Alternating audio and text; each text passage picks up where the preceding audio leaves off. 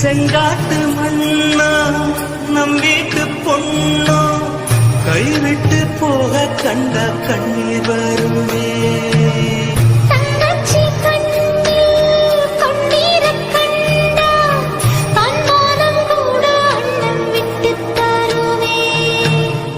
பந்தத்தை மீறி போக சக்தி இல்லை.